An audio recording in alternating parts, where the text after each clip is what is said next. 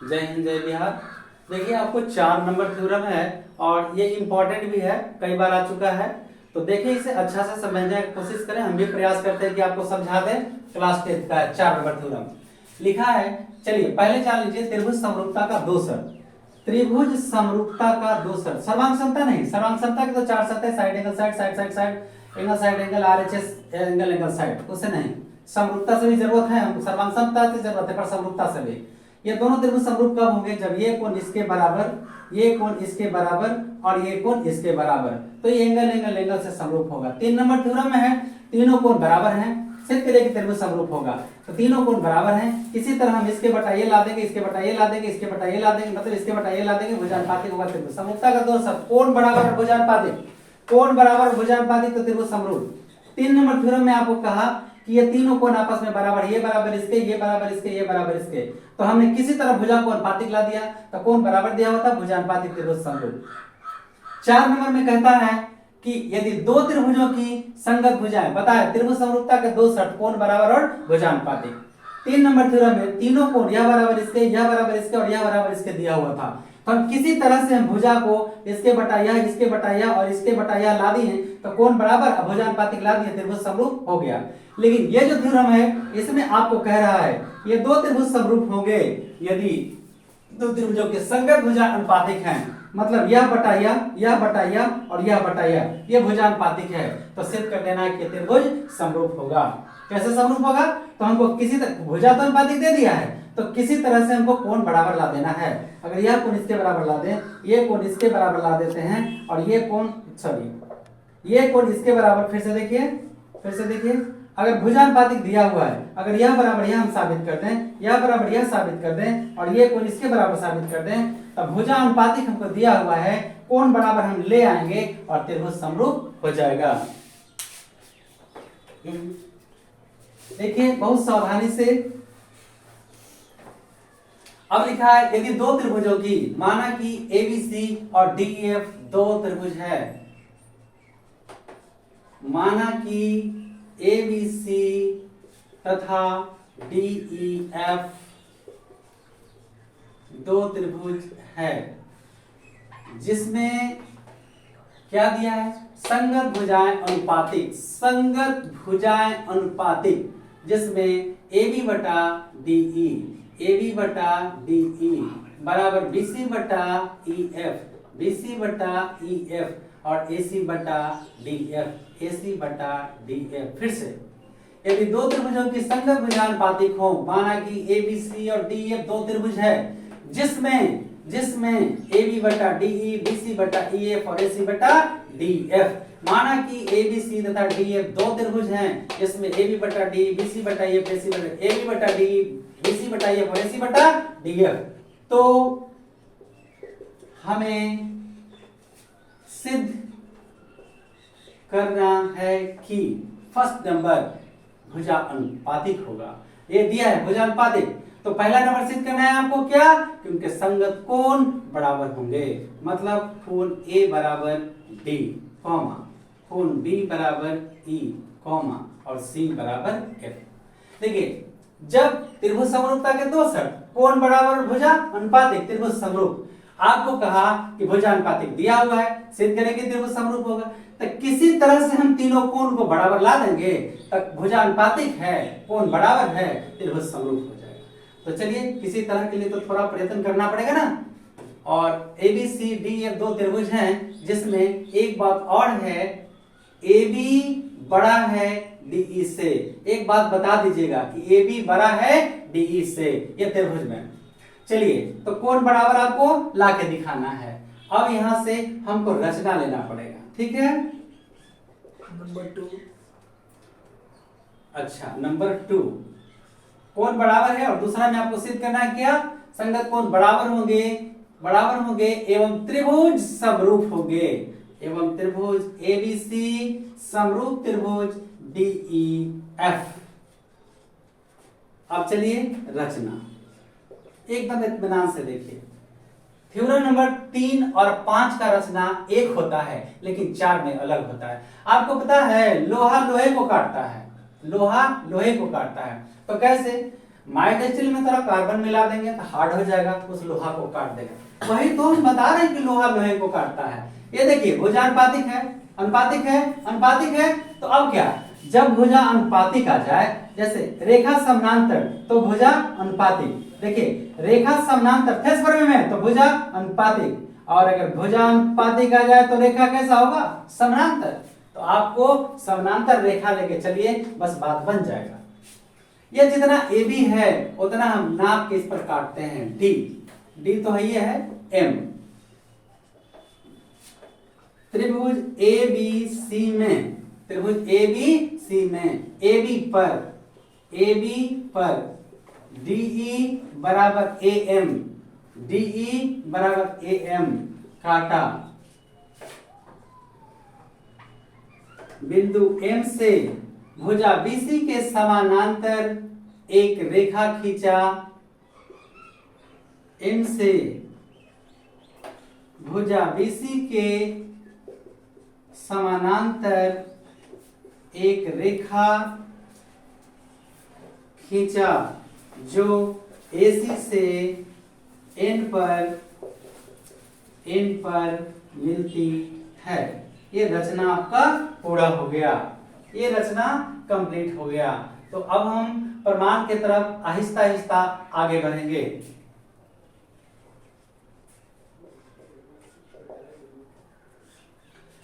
चलिए सबसे पहले आपको क्या दिया है, दिया है ए बी बटा डी ई बराबर बी सी बटा ई एफ बराबर ए सी बटा डी एफ, कहां से, गिवन फर्स्ट नंबर। अब बिल्कुल आराम से इसको देखना है, क्या आप इस त्रिभुज को समरूप कर सकते हैं, सर्वांकन कर सकते हैं। हर हाल में सर्वांकन आपको करना ही करना है, ठीक है, तभी ये आप आगे बढ़ पाएंगे। सबसे पहले ये रेखा कैसा है, समानांतर। तो हम पहले चलते हैं त्रिभुज A B C, A B C में चूंकि एम एन पैरेलल है बी सी। देखिए त्रिभुज एबीसी में चल रहा है, अगर ये रेखा समानांतर है तो फिर ये संगत कोण बराबर होंगे, इसीलिए कोण ए एम एन, कोण ए एम एन बराबर होगा कोण ए बी सी, कॉमा कोण ए एन एम, कोण ए एन एम बराबर होगा कोण सी ए सी बी। ये नंबर दूसरा। एंड जरा ध्यान से देखिए, अगर ये रेखा समानांतर है तो ये कोण इसके बराबर होंगे और ये कोण इसके बराबर होंगे। साथ साथ रेखा समानांतर है तो यह बटा यह बटा यह होगा, लेकिन जो हमको लाना है वो यह बटा यह और यह बटा यह से नहीं आएगा। ए बी पूरा आपको आएगा पूरा बटा ऊपर का भाग और पूरा बटा ऊपर का भाग से आएगा। एंड रेखा समानांतर है तो ए बी बटा ए एम, ए बी बटा ए एम बराबर ए सी बटा ए एन, ए सी बटा ए एन, या ए बी एम जो है वो डी के बराबर है, एम डी के बराबर है, ए एम बटा डी ई ए सी बटा ए एन। कहां से, रचना से, ए एम बराबर डी ई, रचना से, यहां लिख देंगे रचना से। इसीलिए ए बी बटा डी ई बराबर ए सी बटा ए एन, ये नंबर हो जाएगा आपका तीसरा। बट देखिए एक बार क्या किए, जब ये रेखा समानांतर है तो संगत कोण को बराबर ले लिए, इसके बाद भुजानुपातिक यह बटा यह इससे नहीं आएगा तो पूरा बटे ऊपर का भाग, पूरा बटे ऊपर भाग, ये भी 10 प्रमेय में होता है, ठीक है। तो ये हमने लेके दिखा दिया, पूरा बटे ऊपर का भाग, पूरा बटे ऊपर का भाग ये ले दिए। अब एम जो है ए एम डी के बराबर है तो एम की जगह डी, कारण एम बराबर है डी से, रचना से, और इधर वाला नहीं रचना से, इसको छोड़ दिए, इसी को इसलिए लिख के नंबर लगा दिए।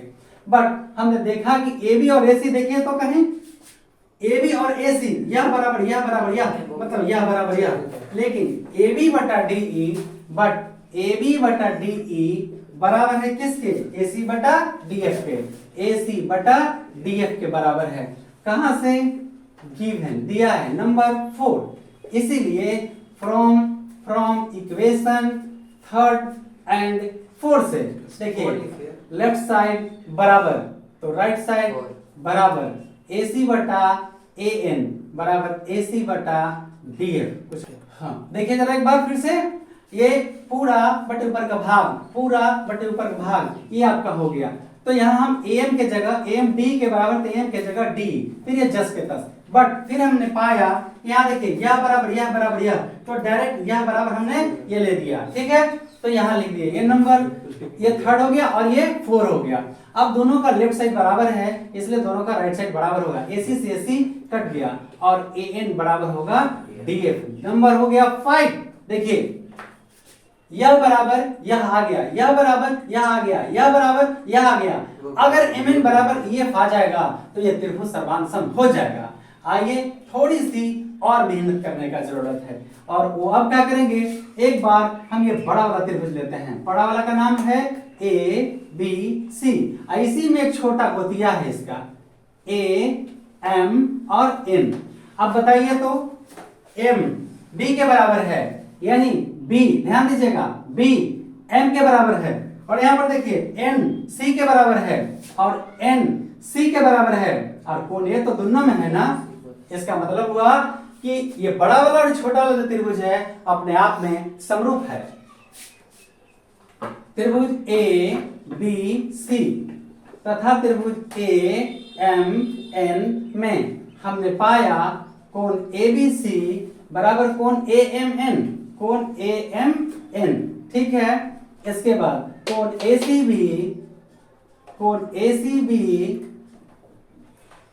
बराबर ANM बराबर कोण ANM।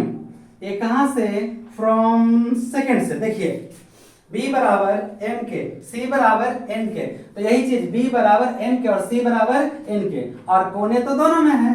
कोण A बराबर कोण A कॉमन, यानी दोनों में रहता है उसको कॉमन कहते हैं। देखिए एंगल एंगल एंगल, यानी एंगल एंगल एंगल समरूपता की शर्त से दोनों त्रिभुज समरूप हुए, इसलिए एंगल एंगल एंगल की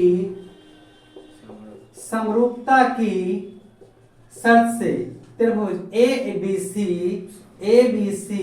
समरूप त्रिभुज AMN त्रिभुज समरूप। इनकी भुजाएं क्या होंगी, अनुपातिक, AB बटा AM।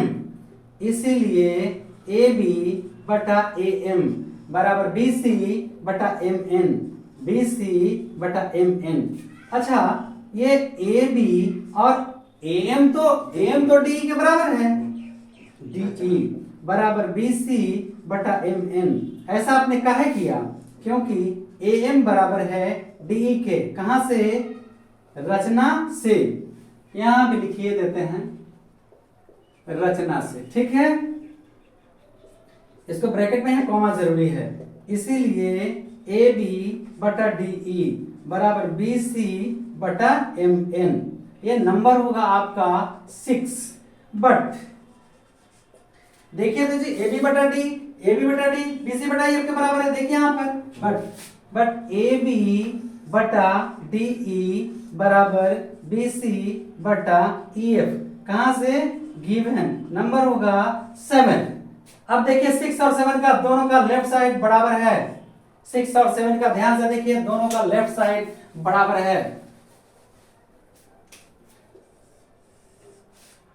फ्रॉम इक्वेशन यानी समीकरण 6 एंड 7, लेफ्ट बराबर तो राइट बराबर, BC बटा MN बराबर BC बटा EF, ये कट गया, इसलिए MN बराबर EF। ध्यान से देखिए ये नंबर 8 हुआ। करना क्या है अब हमको इन दोनों त्रिभुजों की बात करनी है, बस सारा गेम खत्म हो जाएगा। करिए बात, करिए, दम है तो करिए बात।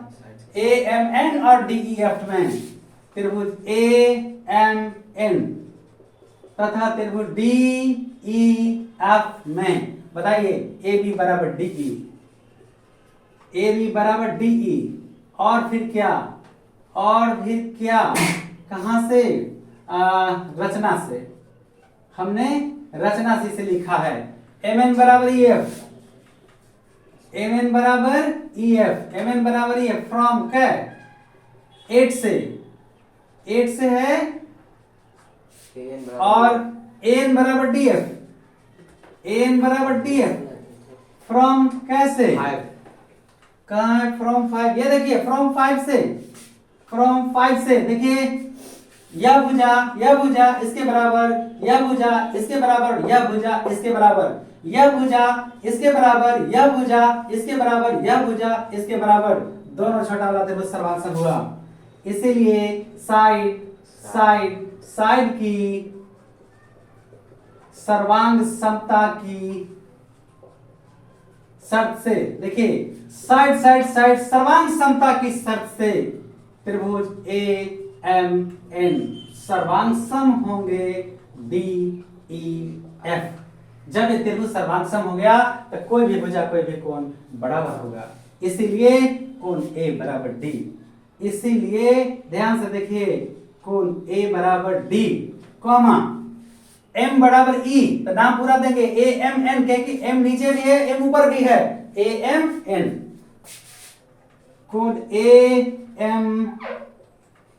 AMN बराबर कोण E, शॉर्ट में देते हैं जगह की कमी है, और फिर ANM बराबर F, कोण ANM बराबर कोण F, बट M तो किसी और के बराबर है, देखिए M तो B के बराबर है, देखिए यहाँ पे शॉर्ट में M B के बराबर है, बट यहां लिखेंगे कोण AMN बराबर पूरा भी दे सकते हैं, AMN बराबर ABC कोण ABC कॉमा, और फिर ANM कोण N किसके बराबर ACB के, कोण ANM बराबर कोण ACB फ्रॉम कहां से सेकंड से। अब जरा ध्यान से देखिए MIM बराबर हो गया, देखिए ध्यान से, पहले ये दोनों त्रिभुज सर्वांग सम A बराबर D, M बराबर E और N बराबर F, ये हमने लिख दिया है। इसके बाद हमने देखा कि कोण ABC जो MN के बराबर है, यानी जो M यहां पर देखिए AMN, तो M के सामने M लिख दिया, एक के सामने कौन है M के सामने M है ABC, यानी M के सामने M और इसके सामने इन दोनों को तुलना को ध्यान से देखिए, ये दोनों का लेफ्ट साइड बराबर हो रहा है, इसीलिए फ्रॉम इक्वेशन, फ्रॉम का डायरेक्ट लिख देते हैं, सीधा तो कर रहे हैं, इसलिए हमने ऐसा पाया कि पहले तो कोण मेरा A और D बराबर हो गया, देखिए A बराबर D एकदम क्लियर है, इसमें कोई झंझट नहीं है। अब इस सामने वाला MM बराबर है, तो ये किसके बराबर हो जाएगा, कोण ABC बराबर होगा, ABC बराबर होगा E का, और ANM फिर देखिए इसमें देखिए तुलना करके, इसमें देखिए MM बराबर है, बोलिए, देखिए यहां पे ध्यान से जरा A बराबर D, ठीक है। अभी देखिए दोनों का ये लेफ्ट साइड बराबर है, तो राइट क्या होगा बराबर, ABC बराबर E, ABC बराबर कोण E। आगे बढ़िए, अब इन दोनों में देखिए ये सामने वाला बराबर है आपका, तो फिर F बराबर C, तो पहले नीचे वाला ले रहे हैं कोण ACB बराबर F। तो आपको यही बात साबित करना था, A बराबर D, B बराबर E और C बराबर F। इसीलिए कोण A बराबर D, कोण B बराबर E, C बराबर F, ये प्रूव्ड हो गया आपका। देखिए कोण ABC लिखे चाहे कोण B लिखे, बीच वाला होता है, ठीक है, ये बीच वाला होता है। अब त्रिभुज पुनः, अब आगे बढ़ रहे हैं, पुनः त्रिभुज ABC तथा त्रिभुज DEF में, चलिए भैया अभी क्या आ गया, कोण A बराबर D आ गया, कोण B बराबर E आ गया, और कोण C बराबर F हो गया, एंड पहले से दिया हुआ है आपको AB बटा DE बराबर BC बटा EF बराबर AC बटा DF। त्रिभुज समरूपता के लिए हमें दो शर्त चाहिए, कोण बराबर भुजानुपातिक,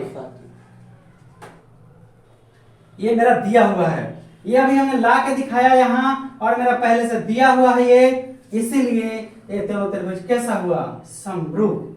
इसीलिए त्रिभुज ए बी सी समरूप होता है त्रिभुज डी ई एफ। ये आपका सिद्ध हो गया।